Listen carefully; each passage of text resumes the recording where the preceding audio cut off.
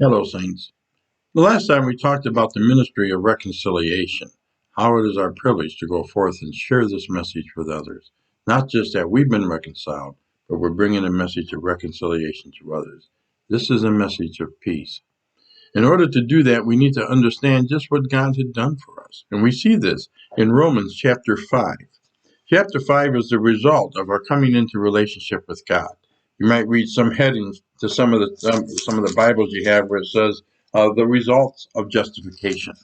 And that is it. It begins with this verse in verse 1, chapter 5. Therefore, since we have been, that's past tense, since we have been declared righteous by faith, since we have been justified, it says, we have peace with God through our Lord Jesus Christ. This peace is not just peace and calm, but remember the last time I was talking about how we picked up weapons against God and fought him.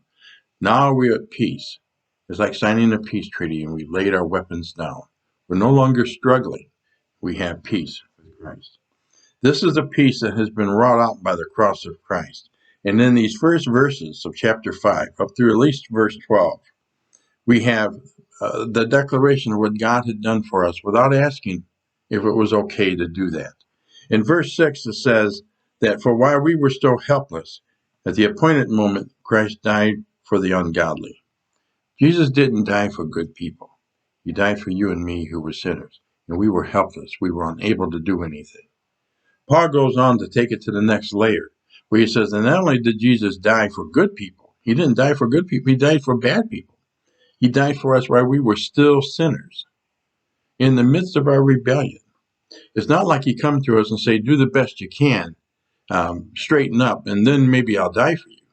While we were still in rebellion, while the weapons were still in our hand, fighting against God, he died for us to provide a way, to move that sin problem out of the way.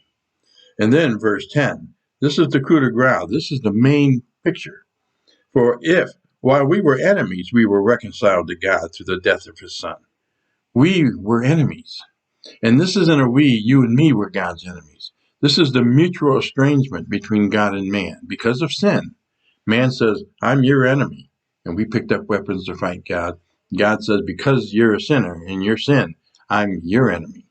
But instead of treating us like we were his enemies, he instead dies for us, solves the sin problem by moving the sin problem out of the way to effect reconciliation. This is that ministry you and I were called to, the ministry of reconciliation. And then Paul has the gall to say, and much more than this. What could be more than the death of Christ on the cross, shedding his blood to save you and me? This is what he did, much more. Much more we shall be saved by his life. And there's a twofold picture here. Number one, the first picture is that it's his resurrection life. Because he lived, we have this guarantee. Because we lived, we have this assurance. But it also is because he lived, past tense. The life he lived that is now put to our record. Otherwise, he could have come down on, say, a Friday and died and was laid in the tomb on Saturday and rose again on Sunday. But no, he lived a life of 30-some years. And that life he credits to us. And so this is the picture that we see here, that he had done this without asking us if it's okay. But it still doesn't mean you're saved, not until, by faith. Romans 12:3 says he gives us each a measure of faith. By faith, we take the right hand of faith and lay hold of the promise of God. Then we make it a subjective experience. We come into relationship with Christ. Are you in relationship with him? Start there, and then go share that ministry of reconciliation. Blessings.